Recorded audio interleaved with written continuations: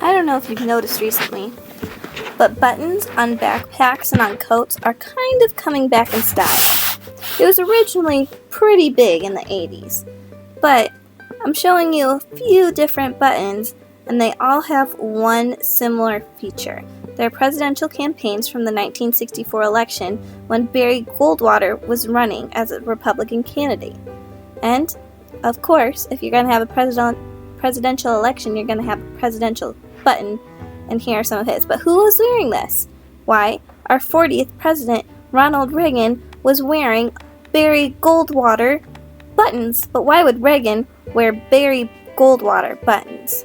Well, before Reagan was even thought of to be a presidential campaign or even a president, he did a speech for Barry Goldwater.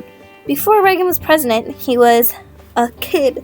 He grew up and a football player, kind of like a good looker, if I do say so myself. He grew up in high school playing football and sports. He became a husband, and he, of course, was an actor. But even before he was an actor, he was a husband and a comedian, and, he was just your average guy. But, of course, Ronald Reagan is infamous, if not for his presidency, for his acting. He was in several movies, and I'm just going to show some of these posters because he did quite a few movies. And nobody thought Ronald Reagan, the actor, would ever become Ronald Reagan, the president. This is because Ronald Reagan, as an actor, was very humorous, laid back, chill, you could say, and he didn't really have any interest for politics. Something interesting that he did was he performed a speech called A Time for Choosing, and before he even started his speech, he said that he was able to write his own speech, and the speech, A Time for Choosing, was broadcasted on Rendezvous with Destiny, a television program, and usually television programs provide scripts. Even some reality TV shows. I'm looking at you, Kardashians. And he just wanted to put out that disclaimer there that he's talking as himself, that he did this himself. He provided his own information. So, I guess the question is, how did somebody who is involved in movies with over 50 different films, 71 to be exact, under his belt, and somebody who was involved in television and over 23 different television productions go from Hollywood all the way to the White House? The actor Ronald Reagan became the 40th president of the United States because one Barry Goldwater asked him to give a speech. Ronald Reagan's speech, A Time for Choosing, given on behalf of Goldwater, was his first spot being pushed into the spotlight of politics. People were shocked when they saw Reagan give his political speech for Goldwater. Reagan was like, "Hey, Barry." And Barry was like, "Yeah, Ronnie? I got you."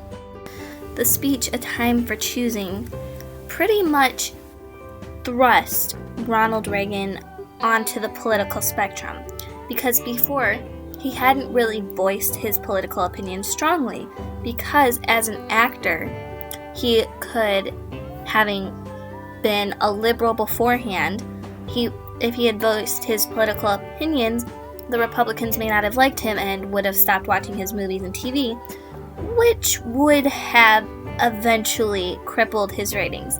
But when Goldwater's people asked if he would do a speech, he was like, why not? So, Reagan got to work writing a speech. But, though including a couple stories, this speech was not fantasy. This speech was full of political insight and is still used for the Republican Party to this day. It had hard-hitting facts and had statistics along with those facts. But, including the statistics and the facts, it also had Reagan's own opinion on the political parties of America during that time.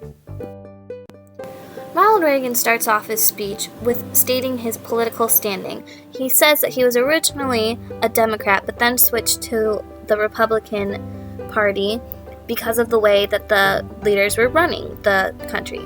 But then he states that regardless of your political party, you should listen to his speech. He then states more than once that the Founding Fathers didn't want political parties to start with for the country, especially George Washington, because they knew that it would only lead to problems and fights over whose party is better. So, we didn't want political parties to start with, but of course, we did it anyways. Reagan is quick to identify the problem facing the country during that day, and he pretty much calls out the 36th President of the United States, Lyndon B. Johnson. But after every example of a problem, Reagan identifies the solution, that is, buried Goldwater. Something interesting that Reagan does in his speech is he does not refer to the audience as you and himself as I or me. In fact, he doesn't even use any synonyms at all related to masses or any sort of way to depersonify or take away the humanization of the audience. In fact, he says, I, for one, resent it when a representative of the people refers to you and me, the free men and women of this country, as the masses, signaling how much he hates it. Instead, he uses personal pronouns such as us, and he pits us against them, the people in charge, the people of power who refer to the free women and men in America as the masses. He uses personal pronouns such as we, our, and us, and he makes it us and me, you and I, together, me and you. And by grouping the audience and himself, Ronald Reagan, famous actor and soon-to-be famous politician, together, he's bringing everybody together and pitting everybody against the current government. But what he's also doing is saying that because he's on the same side as Barry Goldwater is on the same side as all of us. Barry Goldwater is on the same side as the people. Now, I personally believe that this use of pronouns is what sliced Reagan's way into politics, not only to be the governor of California for a number of years, but it also led him to the presidential suite and being the president of the United States.